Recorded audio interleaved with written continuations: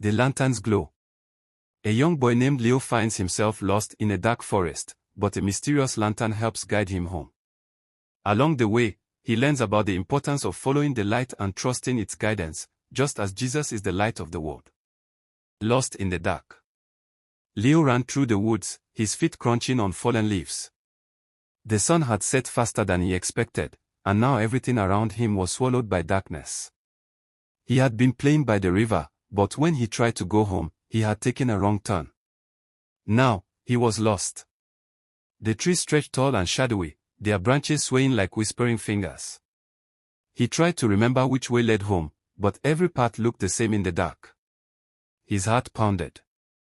What if he never found his way back? "Hello," he called. His voice echoed through the trees, but no one answered. Leo took a deep breath. Think, Leo. Think. His mom always told him to stay calm when he was scared. He tried to remember what she had said about getting lost. Find a light. Follow it home. But there was no light, only darkness. Then, just as he was about to panic, a small glow flickered in the distance. At first, he thought it was a firefly.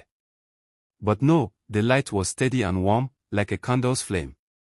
It wasn't far, just beyond the trees. Leo took a step toward it. The moment he moved, the light seemed to grow brighter, as if inviting him closer. "What is that?" he whispered. He walked carefully, pushing past branches, his eyes fixed on the glow. As he got closer, he saw it was a lantern hanging from an old wooden post. The strange thing was, he had never seen this lantern before. And yet, it looked as if it had been burning for years, waiting for someone to find it. A small plaque was nailed beneath it. The words were faded, but he could still read them. "Follow the light, and you will find your way." Leo shivered, not from fear, but from something else. It felt like this lantern was meant for him. Leo took a deep breath and stepped forward, away from the voice. "No. I'm following the light." The moment he did, the figure shrank back, its shape melting into the darkness. The whispers faded, swallowed by the night. Leo's fear lifted. The light had protected him. Holding the lantern even tighter, he turned back to the glowing path and kept walking. The Bridge of Shadows. Leo followed the lantern's glow, his footsteps steady but cautious. The deeper he went, the more he realized something incredible: the path was leading him home. He recognized a few familiar trees and a large boulder he had climbed before. But just as relief washed over him, the path stopped. Leo's stomach dropped. In front of him was a deep, black river, stretching far in both directions. The water was completely still, like glass, reflecting only darkness. There was no way around it. He lifted the lantern, hoping to find a bridge or stepping stones. At first, he saw nothing.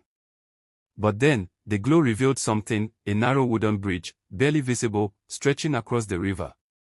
Leo stepped closer, but as he did, a shiver ran down his spine.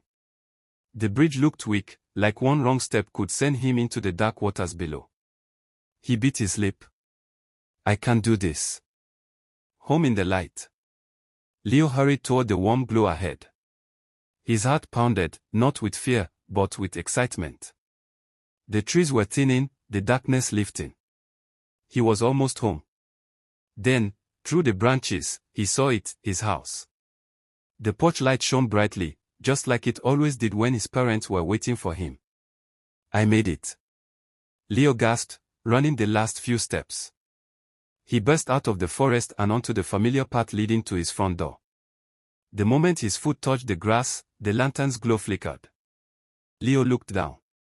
The light inside the lantern swirled gently, as if saying goodbye. Then, just as suddenly as it had appeared, the lantern dimmed and vanished, leaving only darkness inside.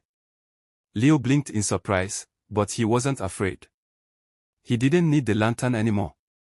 It had done its job, it had brought him home. The front door flew open, and his mom and dad rushed out. "Leo," his mom cried, pulling him into a hug. "We were so worried." "Where were you?" his dad asked. "I got lost," Leo admitted, still catching his breath. But I found a lantern in the woods, and it led me home. His parents exchanged a confused look. A lantern, his mom repeated. Leo nodded. Yeah.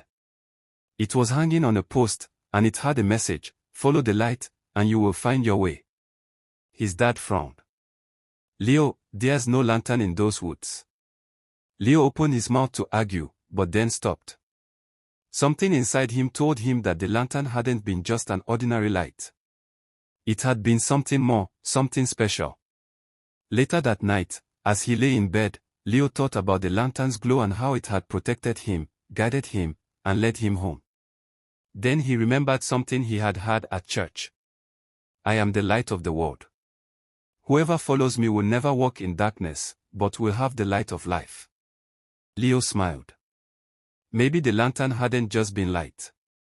Maybe it had been a reminder that no matter how lost he was, as long as he followed.